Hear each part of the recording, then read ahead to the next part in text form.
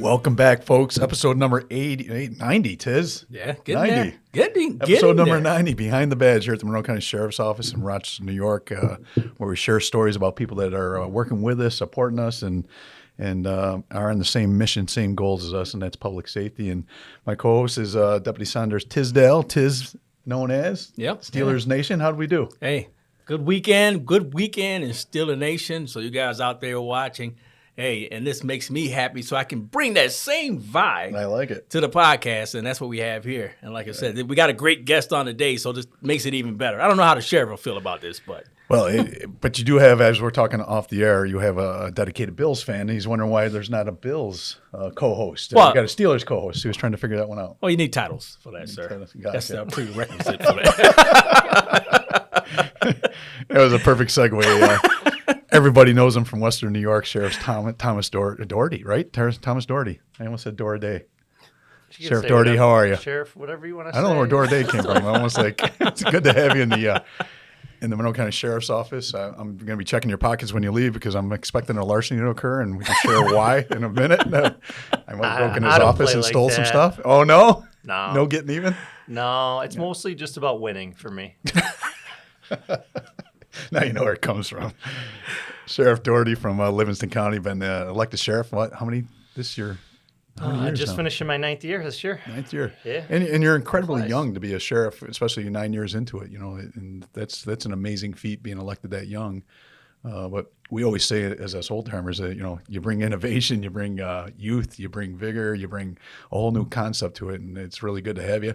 And you're the president of the New York State Sheriff's Association. Yeah. Right? That's pretty cool. Yep. It's been a fun year. Yeah, been a fun year. Been a rock and rolling. Been a fun year. Very busy. Year. A lot of criminal justice reforms you're putting input in on. And yep. And I hate to say the word fight, but constant getting our points of view to the folks in Albany that are making some of this legislation. They got to hear from us. They keep on pushing stuff down I-90, as I say, and they're not talking to the end users.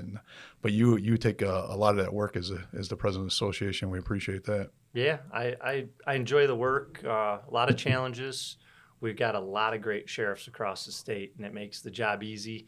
We have a lot of collaboration, but like you said, the communication breakdown between us and Albany legislators, that's really the biggest challenge, is just trying to get some time to just have our viewpoints heard, and so we get more workable laws for all that you don't have to keep going back to the table on and creating confusion for our constituents. So. Yeah, it's a great way to put it. I mean, you force feed these down and so fast with no education process. Maybe we all agree with the law, but there's not even a rollout process. They're just pushing them so fast. So, again, great work. How about a little bit about yourself, a little bit about your family and the Livingston County Sheriff's Office? Yeah, so like you said, I've been sheriff for a while. I ran for sheriff when I was 32, so I was young. Took a leap of faith, if you will. Right. And people said, it's pretty wild, you're going to run. But the bigger thing was then you got to keep getting reelected because, as you know, we're a 25-year pension. Yeah. You were very vulnerable. I mean, if you lost an election. Yeah, I'm vulnerable all the way through. I'm still, 17 and a half, going on 18 years, and I got to get to 25. So it makes me a very accountable sheriff. Yeah, and I enjoy that. I don't mind that at all. But in 17, no one ran, and in 21, no one ran. So we'll see what the future holds. But I got a great team to work with. The members do an outstanding job. I got a great community to work for. They partner with us consistently, and it's been a great ride. And personally, I'm married. I have 3 kids, so it's a busy home too. I got a 1-year-old little boy. I got a 5-year-old boy, and then I have a 7-year-old girl. So. Busy place, busy times, but like I said, I enjoy it. And your kids are characters. Your 5-year-old coming on the Lonsbury show years ago with us. He was taking over the show. A young man. Yeah, he'll get on our Zoom calls on Thursdays. He's in the background. He's back to school now. He's in the background. He's 5 going on like 50 some sheriffs on a Zoom call, and you see him running around in the back smiling. What a sticky badge. Yeah, he's my buddy. But you know what, you're a full-service agency. I mean, you have many divisions. Like, what are the divisions comprised of? Yeah. So we have 4 now, big big bureaus within, and then have divisions within them. So we've always had a communications bureau that houses 911. So every county is different. In our county, the sheriff operates the 911 center. So anytime anyone calls for an emergency call, those dispatchers are all part of our team. Right. Then we have a correctional services bureau that has the jail division that houses all the inmates, as well as a court security division that houses county court, and all the town and village courts sometimes contract with us as well. So a lot of members. The jail is a beast, and I'm sure I'm not telling you Right. folks anything. The jail is a big operation, and you have a lot of transient folks with an inmate population. We house federal inmates, roughly 60 a day. So we have a unique facility. Then we have the Police Services Bureau that houses the Patrol Division and Criminal Investigations Division. So you got, what everyone knows about the sheriff's offices. They see the red and white cars, or in our case, red and white, in your case, black cars. Yeah. And Patrol does a great job. Then you got CID, the investigators. And then lastly, we created a Professional Standards Bureau 2 years ago. Right. And that houses our accreditation, because we're fully accredited across the board.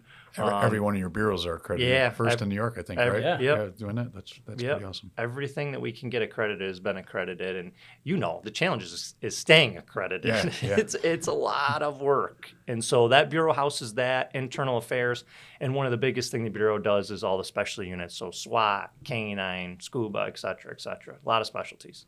Wow, you guys almost pretty much mirror images of each other. Yeah, It's amazing. He's got one that I'm kind of happy I don't have, and that's the 911 center. Not because they're not wonderful people. It's a very dynamic operation, and a lot of unforgotten heroes sit on those phone calls and also on the dispatch desk. And we're getting to the point where we're starting to look at those folks as first responders also, right? They're part of the game. They're part of the team.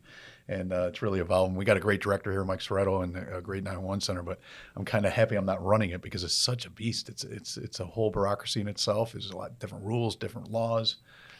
Yeah, and you got a lot of different personalities, because you're not only dispatching your own, Right. but then you're dispatching, in our case, 6 other police departments, the New York State Police, the New York State Park Police, DEC. You got a lot of agencies, and then you have all the fire departments, and some fire departments in a single town or village might have multiple fire departments, and then you have EMS. So you got a lot going on there.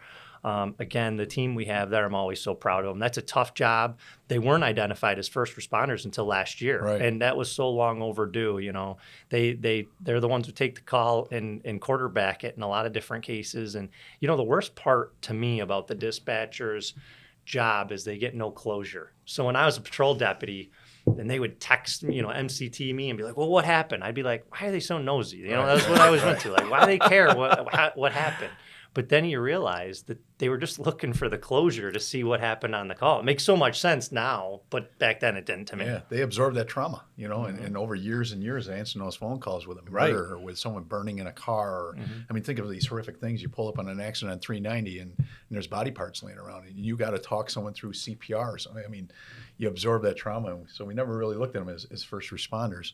Definitely a vital part of the game for officer safety. Absolutely. Definitely huge. And fire safety and everybody else responding to these different emergency calls. Oh, yeah, it's definitely huge. And the thing about it is, now we all know with society how everything's changing in certain ways, how, people are not the same as people used to be. People evolve as well. But the thing is, how do you stay or keep the innovation going within your department, or, keep the effectiveness of what you do in Livingston County?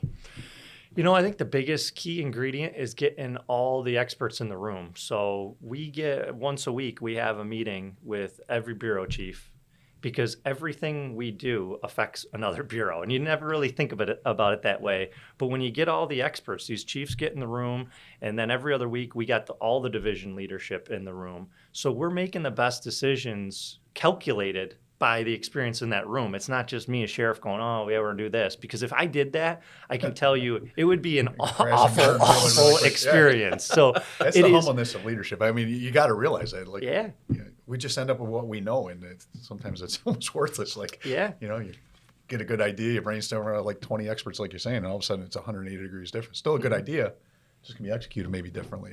There's some ideas that come forward that it ends up being the worst idea, and it's easily explained in that room, like, do not do that. Right. And there's other ideas that can can be tweaked a little bit to work for everybody.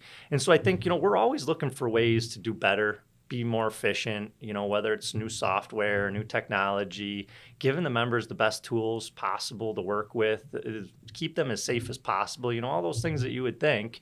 And then on top of it, we got to always keep the taxpayers in mind. Right. What will they feel about this? Is it a perception or is it a reality? And if it's just a perception, can we educate and show them why this is really important to us? And can we, explain that to our board of supervisors, who's ultimately going to vote on our budgets? Right, going to pay for it. You mentioned bringing that think tank together in your command staff all the way down to the division level commanders. But one of the things I was most surprised when I became sheriff is this Sheriff's Association and Tom being the president of it this year. Man, talk a rich think tank. Talk about diverse opinions and points of views and experience. Some doing this 30-some years, decades of experience sheriff and then running jails. And man, it's profound. We have a call every Thursday. And just bouncing ideas off each other and association with their expertise it's been a bedrock for me just to fall back on as a new sheriff. Yeah, absolutely. You have attorneys on staff, Yep. so that's always nice. Though you have Paul here, that's your go-to as well. I know. But yeah, there's a sheriff who's been through it. There's no doubt in my mind. You think you might be the first, but you soon realize sheriffs have been through a lot of different stuff, and they'll tell you, "Hey, this is what went really well. I would try and mirror this." Or, hey, this went really bad. Don't do what I did. Right. and both are great to know. Yeah, absolutely. The scar tissue. Why am I going to experience the same thing? And one of the big weeks for us is, this coming week, it's Sheriff's Week, and a lot of people don't know about that. And, we have our own week set aside just for sheriff. And sheriff is way different than other law enforcement. They're all wonderful. I love them all. I was a city cop and a town cop. But sheriff, and, you run a jail, you run a 911 center sometimes, but you're the elected law enforcement official. And ATF, the head of the ATF was in New York City a couple weeks ago. I represented the Sheriff's Association. This is the guy from Washington, D.C. in charge of ATF. And he found out I was a sheriff, and he was explaining to this whole group of people in New York City about how, and I don't say this to be pompous, but how powerful the sheriff is in their communities, right? They're the lead law enforcement official elected by the people. And that's pretty profound. But so with that, we have our own week, and we celebrate, unfortunately, our loss, the people we lose, but we also celebrate the position of accountability, like you said earlier. You're directly accountable to those constituents. Pretty amazing. So about Sheriff's Week, what are you guys doing down in Livingston County? Got anything special planned to celebrate? We always celebrate it the same way. We just highlight our members. We highlight what we're doing within our walls, and we try and do that every day anyway. I feel like every week for us, Sheriff Week, Right. you're just always trying your best to be the best cheerleader for your members and get the word out.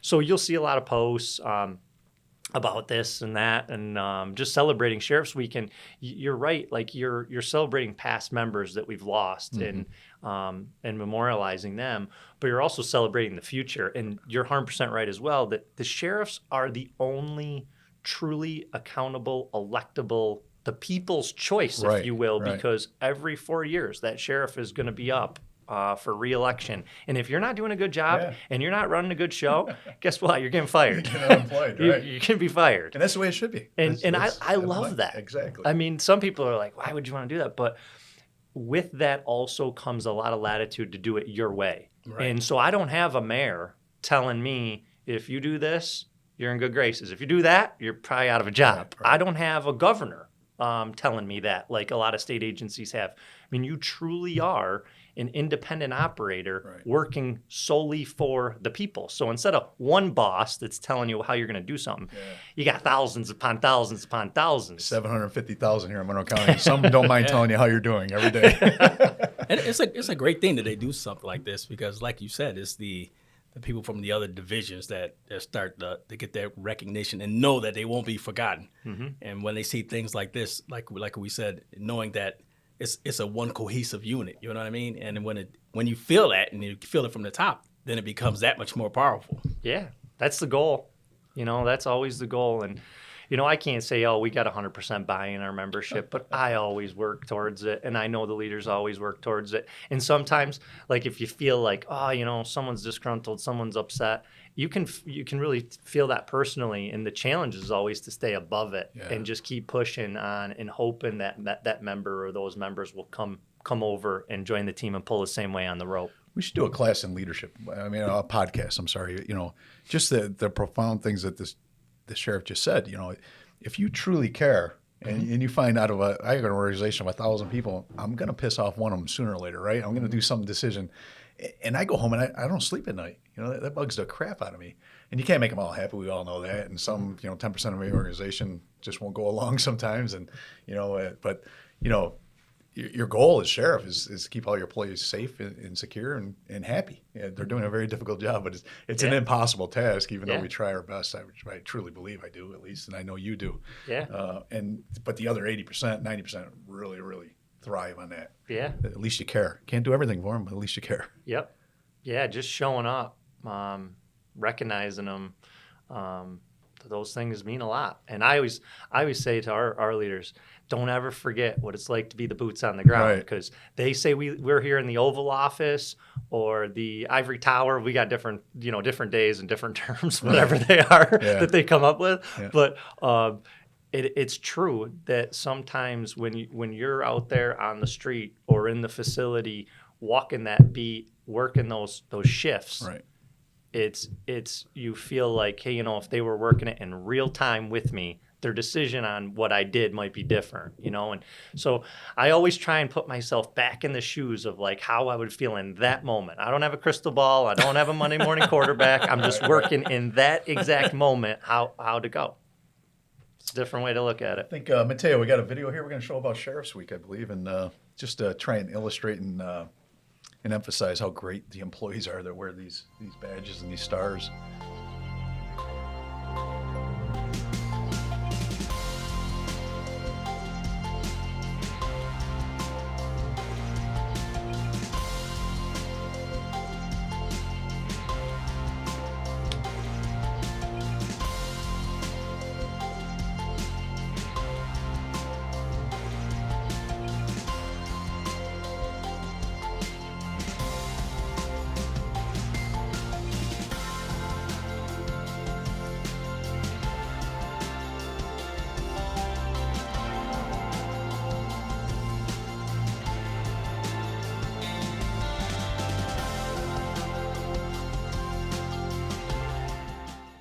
I probably get in trouble more often than not because I sometimes I look at these employees and I tell them I love them. I literally look at my employees. Probably shouldn't say that, but it's incredible who these people are. That's because you're a Steelers fan. A little red, white, and blue on, man. Do a little Bills, make me want to shout. You might get somewhere in life there, Tiz. But literally, if you watch the video, I know all those deputies and the clerk downstairs, and it's just amazing. We get to lead these guys. Yeah, we get to lead them. What a blessing and an honor! It's beyond words. It's not an election. It's not a title. It's not worth the money. I can tell you that right now. You get to lead these guys. And, I say the same thing. I tell members all the time I love them. Yeah, good. I feel better. I do. Yeah, honestly. It's like I always say, even when things are bad, it's like you would feel like your son or daughter if it was some bad thing, like there was an action taken that was inappropriate against policy, and you have to have accountability in an organization. Right? I always say, like, there's no enjoyment in this for me. Like, think about how you'd feel if your child did this, and then there has to be that action taken. And I think they really do understand that. And I think about it from their perspective a lot of what I'd want, out of my sheriff. Yeah. So yeah. And most professionals will realize that we all screw up. I do daily, and sometimes you get be held accountable for that. But at the end of the day, I always tell them it's about this patch, right? We're all going to be gone in a few years. We got to maintain the integrity of that patch for the future deputies. But just watching, going inside that jail, I never worked in a jail in my life. I dropped off a lot of people to the jail, but I never, and man, those jail deputies, I go over to the courthouse where Tiz works, and, I couldn't imagine standing there as a security when they, all rise and the verdict's coming out, and it's a high profile, both families are in there. Yeah. It's a high profile murder case. I mean, and you got to maintain decorum and professionalism and the sanctity of a courthouse. And these are just amazing people. And then our CID, I mean, it's just the tenacity of these investigators that go get them, the bloodhound mentality. I'm going to stay on this trail to the end of the earth. Great human beings. It's just wonderful we get to lead them. That's pretty cool. Yeah, special people. Not everybody can do these jobs, and that's what's been disheartening over the last several years is seeing some of those things come out on law enforcement. We need these people. We need these people. We need people to step up and serve their community. And again, you're right. You're not going to get rich doing these jobs. And it is so much time away from family and friends and special events that you got to have a passion for it. And my fear is like, we're going to steer these people away, like these kids. You know, parents right now probably aren't saying to their kids, oh, go be a cop. God, no. Why would you, right? Because you love your kid and you're like, why would I put him in that environment? Yeah. Even though it's the most noble, honorable thing they could do for a halfway decent paycheck and good retirement benefits, right? But it's really tough to steer your kid. And I always equate it to, Vietnam, right? In 1945, there was ticker-tape parades and everybody was a hero. 20-some years later, we're spitting at these guys coming back, and most of them didn't even volunteer. They drafted into Vietnam, and we did what we did to those guys. Same thing. I mean, 9/11 occurred. We're ticker-tape parades, if you will. We're celebrating the heroes that ran in those burning and falling towers, and 20-some years later, again, we're spitting at them and stalking them on Facebook and threatening their families, and ended up in front of their houses protesting. And we got it. It's part of our job description. We got to change that paradigm. We got to change that narrative. These are good, honorable people that we just see them on there. They almost bring a tear to my eyes. If you want to work in organizations like that where you save lives, you change lives, this is the business, and it's our job to champion that all day long and tell these people they're wrong. Doesn't mean we're perfect. Who the hell is? Right. but we're not that narrative by any means. We're way above that in our society. Amen. Yeah. One of the things you did talk about, and you touched on real quick, was about the kids. Coming up from a young one, and you were trying to get them to gravitate towards, like we said, law enforcement, and because of the changing climate. And you guys run like a Sheriff's Institute summer camp. Mm-hmm. I mean, what does that mean to you? Oh, it's like one of the best things we do as sheriffs. So many people don't know this, but the organization actually owns a summer camp, and we send roughly 800 kids there every summer. I got to spell that 800. Week after week after week, it adds up to 800 kids each summer. I mean, that's a lot of kids that we're reaching out to and building trust with and bonding with from every county throughout New York State. That's awesome. Right. And then on top of it, the large majority, or at least minimally, some of these counselors are deputy sheriffs. So I'll send deputy sheriffs down there to be counselors. I'm sure Sheriff Baxter does. Absolutely. And so they're with these kids throughout the week, and then the very last day of camp, they come out in their uniform. And you think about how powerful that is. Yeah. If you, put yourself in the picture of that child. He's there, he's having fun. This counselor's great. Doesn't know he's a cop. And then at the end of the week, it's like he gets in the phone booth and comes out and is... I gotta believe that's powerful to say, hey, they're people too. Right. There's way more than just a uniform and a gun. Like I talked to them about my problems. Right. Maybe the cop talked to them about past problems they had, and that bonding experience and that trust. That's that's what everybody talks about now in law enforcement. Building the trust. Building the trust. Yeah. Right. The badge and the trust. Like I'm wholeheartedly on board with that. And this camp is one of the best things we do for it. It's incredible. And we'll talk about some fundraising we're doing for it in a second. But I was down there on a Monday. It's a Monday through Friday camp. And Monday, I'm sitting on the hill, and our mounting unit was actually down there doing a demonstration.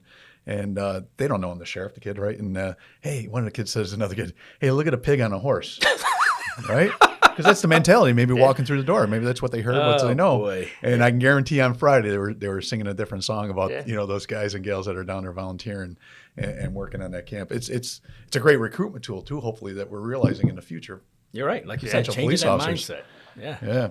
So the Sheriff's Showdown is one of the ways we raise funds. Just a little back history. Yeah, you can feel the competition already in the room. There might be a lot of competition going on right now. I don't know why I let Dougherty in my building here because we're frisking you on the way out, like I said at the beginning of the show. Started a couple years ago. Myself and Sheriff Dougherty are down in his county watching our mounted units go at a competition. It's like an obstacle course, and why don't we do that? And then it turned into a fundraiser for the Sheriff's Institute that runs our camp that we just talked about. And that was very successful. We raised some good money, had a lot of fun. I think 12 sheriffs out there riding on horses. We'll show a bit about that in a second. And now this year it's taken to another level, Watkins Glen. We're going to be down there driving cars around a world-famous racetrack and being competitive again. 20. You were responsible for 26, 27 sheriffs. Sheriffs, right? You're responsible for going to get the sheriffs and part of our committee work, and that's profound. Getting 26 sheriffs to do anything, let alone get on and drive cars for a competition, because we are a competitive bunch, by the way. If you don't know, it's never ending. You got a little something we're going to show here about, and we'll talk about that Sheriff Showdown coming up. It's going to be great. Here's the original one, Sheriff Showdown 1. You can see we got to do different obstacles, chase bad guys through obstacle courses, spook the horse, if you will, and stay on the horse. Learn how to back a horse up. So most sheriffs claim they never rode a horse before in their life. That's incredible. Yeah. Certainly it's made a comeback not only in our area. Our mounted unit started in 1991. Sergeant Gary Sikoria was retiring from the city of Rochester and went to Sheriff York and said, could you use a mounted? Well, actually it's the other way around. Gary, could we use a mounted? Well, Gary can give you... I believe this is you, Sheriff, right? Yeah, that's on Dakota. Great horse. Had won national championships in the past, but not with me. We can't let this end. We got some momentum. The flywheel's turning, if you will. What do we do with that? You know, we've already started brainstorming some good ideas, whether it's another Sheriff Showdown mounted competition, which I would like to have, obviously, not winning this one. I'd like another seat back in the saddle. But the other things, we could do our emergency vehicle operation course where we take patrol cars through a course, or we could do something with our scuba teams, or anything that, you know, law enforcement related. I think we're going to stay in that field, but have a competition amongst each other. And then maybe invite some other sheriffs into it that weren't quite comfortable getting on a horse. Maybe they'll be more suited to different. And see if we can keep this going years after years after years. So we're very excited about it. So COVID, of course, threw a wrench and everything. But so we're heading down to Watkins Glen. We got this huge fundraiser, Sheriff Showdown #2. Did I mention it's a fundraiser? So I'm plugging that for people to go on our Facebook page, Sheriff Showdown Facebook page, and look for ways to sponsor it. Look for ways to assist it. Got a couple more. This is gonna be intense. This is a whole new level.